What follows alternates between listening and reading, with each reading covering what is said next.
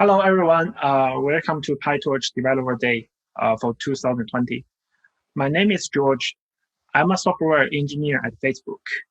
I work for the text domain in PyTorch team. My job at Facebook is to support the PyTorch user, especially in the text domain for research to production. So in this talk, I will go over some major updates in 2020 and help you understand how our work can facilitate you research and production for the PyTorch. So why we want to have a text domain team in addition to PyTorch? First, we want to accelerate NLP research and provide some reusable, orthogonal, and correct building block for cutting-edge research based on our knowledge for the text domain and the research community. We want to work with both internal team and external open source community to build a pipeline like can better support both the Facebook product and external research. Second, we want to provide a solution to transfer from research to production. What we mean here is we integrate those pipeline and module with a wide range of PyTorch capability, such as TorchText quantization, distribute data parallel, and mobile.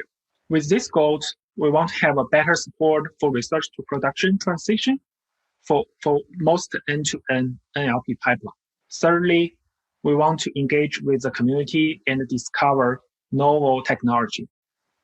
As people know, the NLP domain move very fast. So the text domain in PyTorch team want to develop a good technology understanding in the NLP area and build a new research collaboration for the future community. With those goals in mind, we provide those easy access to datasets, text processing pipeline, and some NLP related module. So if you have time, please go over those one by one, our raw text datasets, the transform, and our some NLP related module. I will go over this one by one with you. Okay, so the new dataset in TorchText. We have also rewrite a few existing datasets in TorchText nightly release. So here, for the nightly release, we consider those new stuff as a prototype. So we will release those new datasets with our beta release very soon. So the new datasets shown here are fully compatible with data loader in PyTorch. User will have the flexibility to build the data processing pipeline based on some standard tokenizer and vocabulary blocks. Okay, here I list all the new datasets available to our user in our beta release. At the same time, you may wonder, once I have those raw data, what should I do to convert this raw data into a tensor, like can be used to train your model? Okay, so here we provide some improved performance. We provide some data pipeline with improved performance with some C++ extension. So the goal here is we want to have an easy transfer to production. Here's the overview of some end-to-end pipeline with PyTorch and the TorchText. The raw data string are read and sent to a field transform. Here you can see like tokenizer, vocabulary, vector lookup, and convert to tensor, right? So currently we are rewriting this data processing transform as some orthogonal building block with the G support. So after this step, we call this a pre-processing. The data are sent to data loader and sampler, where we generate data batch there. Then the data are ready for the model. So we are do our best to write those building block, individual building block, like so you will have the full flexibility to combine them together. And With the C++ extension, we are able to support the JIT for all this transform, and we believe like that's a better support for the production. Okay, so now we go to the NLP related module. So we released a new multi-head attention module in TorchText.